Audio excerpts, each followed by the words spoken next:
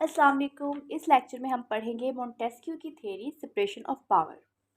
अच्छा, सबसे पहले तो हम देखेंगे कि क्या रीज़न थी कि मोंटेस्क्यू जो है उसने सेपरेशन ऑफ पावर की थ्योरी दी।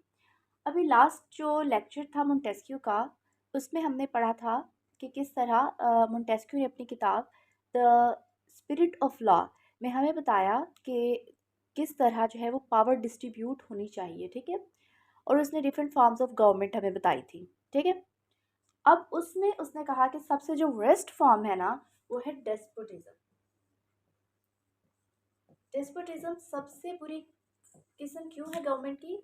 क्योंकि ये एक ऐसी फॉर्म है जिसमें सारी पावर जो है वो एक इंस्टीट्यूशन या एक आदमी के हाथ में होती है, ठीक है। उसको वो मिस यूज़ करता है, ठीक है। आर्बिट्रेरी उसका रूल होता है, मतलब अपनी मर्जी से जो है वो जब चाहता है जिसको चाहता है, कभी क्या सजाएं देता है, कभी क्या सजाएं देता है, क्योंकि सारी पावर इसके पास है। कोई बंदा उसे चैलेंज नहीं कर सकता, ठीक है।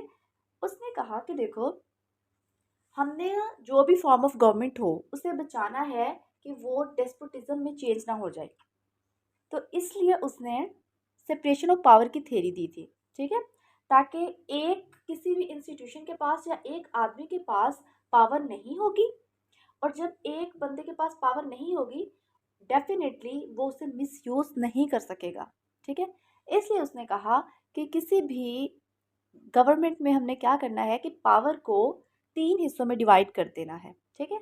एक तो उसने कहा कि कर देना है हमने डिवाइड एग्जीक्यूटिव में, लेजिस्लेचर में और जुडिशरी में। अब लेजिस्लेचर जो है इसका काम क्या होगा? इसका काम होगा लॉज बनाना, ठीक है। और जो एग्जीक्यूटिव होगी वो उन लॉज को इम्प्लीमेंट करेगी, ठीक है। जो ये लॉज बनाएगी उनको इन्फोर्स कौन करेगी? एग्जीक्यूटिव। अभी हम आगे देखेंगे कि एग्जीक्यूटिव, लेजिस्लेचर और जुडिशरी जो है वो, अगर किसी को नहीं पता तो उसको थोड़ा सा बता दूंगी। अब जुडिशरी जो है उस वो क्या करेगी? वो इंटरप्रेट करेगी लॉज को, ठीक है। अब हमारे पास एग्जीक्यूटिव क्या होती है? आपने देखा होगा कि हमारा जो है प्राइम मिनिस्टर और उसकी कैबिनेट जो है, इसको हम एग्जीक्यूटिव कहते हैं। या प्रेसिडेंट और उसकी कैबिनेट जो है उसको हम जो है वो एग्जीक्यूटिव कहते हैं, ठीक है। अब जो है उसने कहा कि ये जो 3 ऑर्गन्स है ना, इनकी पावर एक तो सेपरेट सेपरेट होनी चाहिए। जैसे कि हर बंदे का अपना काम है, हर अदारे का अपना काम है, ताकि वो एक दूसरे के काम में मुदाखलत ना कर सके, इंटरफेयर ना करे, ठीक है। और हर जो इंस्टीट्यूट है उसे अपना काम करने देना चाहिए।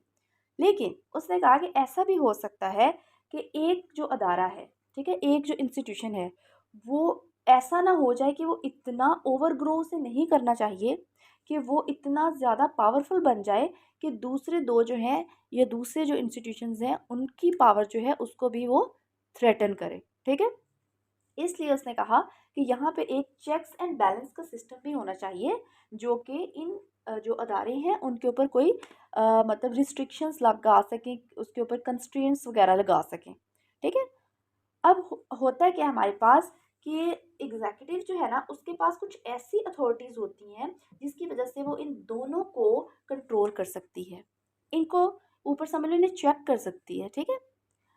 ताकि ये जो है ये बहुत ज़्यादा करप्ट ना हो जाए ये दोनों अदारे। इसी तरह लेजिस्लेचर के पास भी इस तरह की पावर होती है जो इन दोनों को कंट्रोल करती है, और सेम जुडिशरी के साथ भी ऐसा ही है, ठीक है। अभी हम केस स्टडी करेंगे आगे, तो आपको समझ आ जाएगी, ठीक है। मोंटेस्क्यू ने कहा, मोंटेस्क्यू ने हमें ये भी बताया कि देखो भाई, अगर तो तुम ऐसा करोगे कि तीनों जो अदारे हैं, तीनों इंस्टीट्यूशन जो हैं, उनकी पावर जो है वो सेपरेट नहीं करते, तो उसका क्या रिजल्ट होगा, ठीक है। उसने कहा कि अगर जुडिशियल पावर जो है इसे लेजिस्लेटिव पावर के साथ मिला दिया जाए, मतलब कि एक ही अदारा, एक ही ऑर्गन, एक ही इंसान जो भी, वो अगर खुद ही लॉ बनाएगा और खुद ही उसकी इंटरप्रिटेशन करेगा, मतलब खुद ही उसके मतलब निकालेगा अपनी तरफ से, तो क्या होगा? लोगों की ज़िंदगी और जो लाइफ और लिबर्टी, आज़ादी है ना, वो ख़तरे में पड़ जाएगी।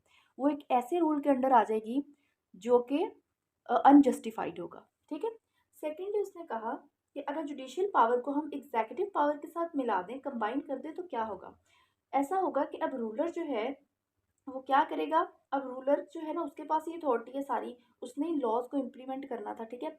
अब वो अपनी मर्जी का मतलब निकालेगा लॉ से और उसको इम्प्लीमेंट कर देगा। तो इससे क्या है, वो वायलेंस और ओप्रेशन जो है उसको अपने जो है सिटीजन से सब्जेक्ट्स उसके ऊपर यूज़ कर सकता है। वो वायलेंट बन जाएगा और ओप्रेसिव जो है वो इंटरप्रिटेशन करके दबाएगा अपनी राय को, सब्जेक्ट्स को, ठीक है। थर्ड उसने कहा कि जी अगर लेजिस्लेटिव पावर और एग्जीक्यूटिव को इकट्ठा कर दो तो फिर क्या होगा। अब देखें जी, जिसने लॉज बनाने हैं उसने ही लॉज को इम्प्लीमेंट करना है सोसाइटी पे, तो इससे क्या होगा। ऐसा भी तो हो सकता है कि रूलर जो है वो क्या करे, वो ओप्रेसिव लॉज बनाए, ठीक है, अपनी मर्जी के ओप्रेसिव लॉ बनाए और सप्रेस कर दे अपने सब्जेक्ट्स को, ठीक है। तो ये उसने 3 तरीके बताए कि किस तरह मोंटेस्क्यू ने कहा कि हमारे पास अगर हम पावर को सेपरेट नहीं करते, 3 ऑर्गन्स में डिवाइड नहीं करते, तो उसका नुकसान क्या होगा। ऑल मॉडर्न कॉन्स्टिट्यूशनल सिस्टम, चाहे वो पार्लियामेंट्री फॉर्म ऑफ सिस्टम हो या प्रेसिडेंशियल हो, समहाउ उन्होंने मॉन्टेस्क्यू की जो थ्योरी है सेपरेशन ऑफ पावर की, इसे अडॉप्ट किया हुआ है, ठीक है। लेकिन कुछ कंट्रीज जो है वहाँ पे स्ट्रिक्ट सेपरेशन है और कुछ में जो है वो लूज सेपरेशन का कॉन्सेप्ट है।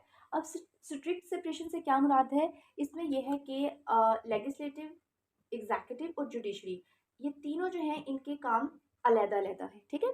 और ये कहाँ पाया जाता है, प्रेसिडेंशियल फॉर्म ऑफ गवर्नमेंट में। और इसकी बेस्ट एग्जांपल जो है वो है यूएसए, ठीक है। अब यूएसए में क्या होता है कि जो हमारा कैबिनेट है ना, ये हमें प्रेसिडेंट है और इसकी जो कैबिनेट है, अब प्रेसिडेंट जो है ये डायरेक्ट इलेक्शन के थ्रू इलेक्ट होता है और अपनी कैबिनेट को ये चूज करता है अपनी मर्जी से, मतलब ये तीनों अदारे सेपरेट होते हैं। जबकि जो हमारे पास लूज सेपरेशन है उसमें ऐसा नहीं होता। उसमें ऐसा होता है कि जो हमारे पास लेजिस्लेचर है और जो एग्जीक्यूटिव है, ये मतलब इकट्ठे ही होते हैं, ठीक है, ये कंबाइन होते हैं। मतलब इसे कहते हैं कि फ्यूजन ऑफ लेजिस्लेटिव और एग्जीक्यूटिव पावर, ठीक है। अब ये जो है ना पार्लियामेंट्री सिस्टम जो है उसमें ये तरीका पाया जाता है। और जैसे कि हमारे पाकिस्तान में आप देख लें, इंडिया में देख लें या यूके में देख लें, वहाँ पे ये मेथड जो है वो इम्प्लीमेंट है आजकल, ठीक है। अब हमारा क्या होता है, हमारा जो हमारा प्राइम मिनिस्टर साहब होते हैं और उनकी कैबिनेट, वो कहाँ से चूज़ होती है, लेजिस्लेचर से, ठीक है। तो इसलिए वो दोनों एक ही होते हैं, वहाँ उसी का पार्ट होता है। एग्जीक्यूटिव जो होता है वो अपनी लेजिस्लेचर में से ही निकला हुआ होता है, जबकि इधर यूएस के केस में ये वाला केस बिल्कुल नहीं है। तो इसे कहते हैं सेपरेशन ऑफ पावर का हमने देख लिया डिफरेंस कि किस तरह स्ट्रिक्ट सेपरेशन ऑफ पावर और लूज, ये जो है मोंटेस्क्यू की थ्योरी से बहुत रिजेंबल करता है ये वाला, ठीक है।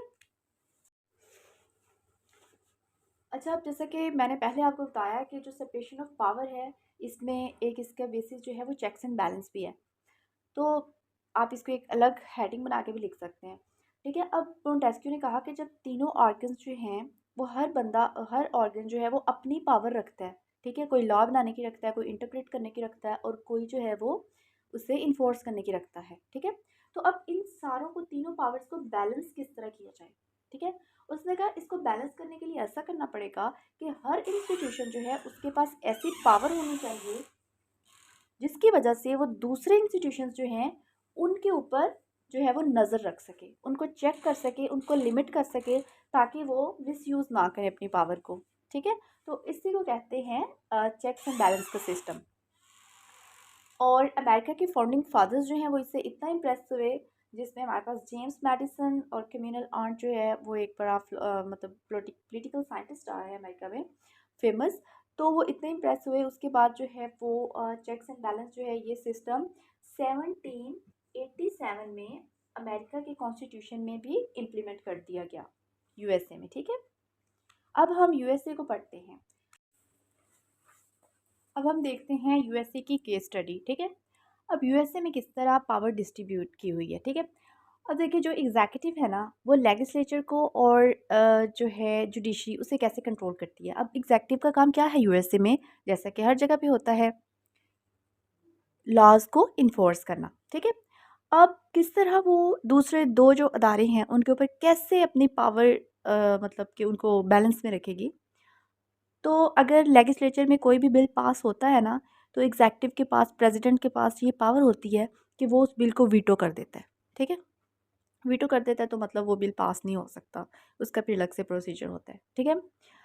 और जो हमारे पास जुडिशरी है, अब एग्जीक्यूटिव जो प्रेसिडेंट है ना वो क्या करता है, प्रेसिडेंट जो है वो एग्जीक्यूटिव का पार्ट है ना, तो वो जो है वो जजेस को अपॉइंट करता है, ठीक है, उनकी नौकरियां लगाता है। अब खुद सोचें, जो हमें अपॉइंट कर रहा होगा उसके अगेंस्ट जाना जो है वो थोड़ा मुश्किल है।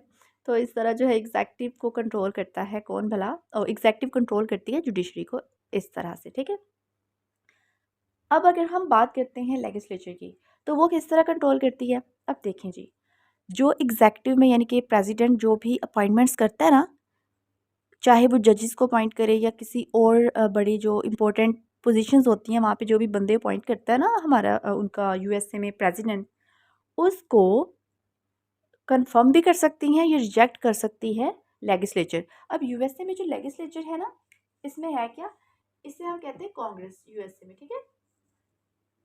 और इसके दो हाउस होते हैं, एक जो है उसे हम सेनेट कहते हैं, ये अपर हाउस होता है, इसके पास बहुत ज़्यादा पावर होती है यूएसए में। और दूसरा जो है हाउस ऑफ रिप्रेजेंटेटिव्स, ठीक है, हाउस ऑफ रिप्रेजेंटेटिव्स, ये लोअर हाउस होता है और ये अपर हाउस होता है, ठीक है। तो इनके पास ये अथॉरिटी होती है कि ये प्रेसिडेंट जो भी अपॉइंटमेंट्स कर रहा होता है, चाहे वो जजेस की ही क्यों ना हो, तो वो उसे कंफर्म भी कर सकते हैं, रिजेक्ट भी कर सकते हैं, ठीक है, इस तरह। अब जो जुडिशरी है वो क्या करती है, आपको पता है कि एग्जैक्टिव तो लॉज बनाती है, तो जुडिशरी का काम है कि वो देखती है कि जो भी नया लॉ पास हुआ है क्या वो कॉन्स्टिट्यूशन के अगेंस्ट तो नहीं जा रहा कहीं, तो फिर वो उसे अनकॉन्स्टिट्यूशनल डिक्लेयर कर सकती है। इसी तरह एग्जीक्यूटिव के पास भी अब ऑर्डिनेंस की ताकत है, वो भी एक्ट्स बना सकती है, लॉज बना सकती है। तो जो लॉज बना रही होती है एग्जीक्यूटिव, जुडिशरी के पास पावर होती है कि वो भी उसे अनकॉन्स्टिट्यूशनल डिक्लेयर कर दे। तो ये हमने देख लिया कि किस तरह यूएसए में सेपरेशन ऑफ पावर और चेक्स एंड बैलेंस का सिस्टम जो है वो इम्प्लीमेंट किया गया है। अब हम थोड़ा सा इसके ऊपर क्रिटिसिज्म देख लेते हैं।